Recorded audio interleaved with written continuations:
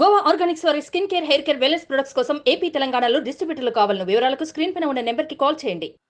AP ప్రభుత్వానికి దెబ్బ మీద దెబ్బ పడుతున్నట్టవుతోంది. ఇటీవల పోలీస్ డిపార్ట్మెంట్లో డీజీపీతో సహా ఇతర అధికారులు బదిలీ అయిన విషయం తెలిసిందే. తాజాగా senior IPS A B Venkateswara Rao suspension ను సెంట్రల్ అడ్మినిస్ట్రేటివ్ ట్రిబ్యునల్ కొట్టేసింది. ఈ మేరకు రెండవసారి సస్పెన్షన్ చట్టవిరుద్ధమని పేర్కొంది. ఇక రెండవసారి తనను సస్పెండ్ చేయడాన్ని ఏబీ వెంకటేశ్వరరావు సవాల్ చేయడంతో క్యాట్ ఈ నిర్ణయం తీసుకుంది. గతంలోనే వాదనలు పూర్తవగా తీర్పును రిజర్వ్ చేసిన క్యాట్ తాజాగా ఆదేశాలు జారీ చేసింది. దీంతో ఐపీఎస్ అధికారి ఏబీ వెంకటేశ్వరరావు సస్పెన్షన్ పై ప్రభుత్వానికి చుక్కెదురైనట్టు అయింది.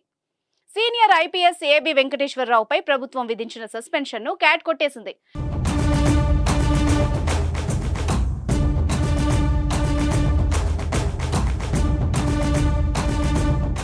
రాష్ట్ర ప్రభుత్వం రెండవసారి కూడా సస్పెండ్ చేయడాన్ని కేంద్ర పరిపాలనా ట్రిబ్యునల్ తప్పుపట్టింది. సస్పెన్షన్ చట్టవిరుద్ధమని ఒకసారి సుప్రీంకోర్టు చెప్పిన తర్వాత కూడా రెండవసారి సస్పెండ్ చేయడం ఉద్యోగిని వేధించడమేనని ట్రిబ్యునల్ వ్యాఖ్యానించింది. అంతేకాదు ఏబీ వెంకటేశ్వరరావుకు వెంటనే పోస్టింగ్ ఇవ్వాలని కూడా రాష్ట్ర ప్రభుత్వాన్ని ఆదేశించింది. మరో విషయం ఏంటంటే సస్పెన్షన్ కాలంలో జీతభత్యాలు చెల్లించాలని రాష్ట్ర ప్రభుత్వానికి ఆదేశించింది క్యాట్.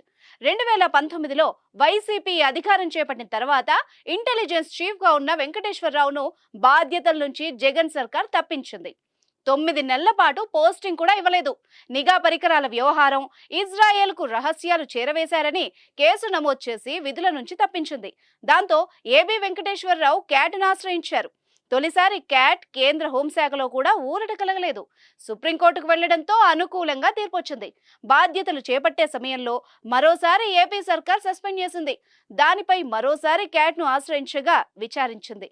బుధవారం నాడు ఏబీవీకి అనుకూలంగా తీర్పిచ్చింది. ఎన్నికలు దగ్గర పడుతున్న వేళ ఈ రకంగా వైసీపీ ప్రభుత్వానికి ఎదురుగాలి వీస్తూ ఉండడం పార్టీ శ్రేణుల్లో కలవరానికి గురి చేస్తుందని టాక్ వినిపిస్తోంది.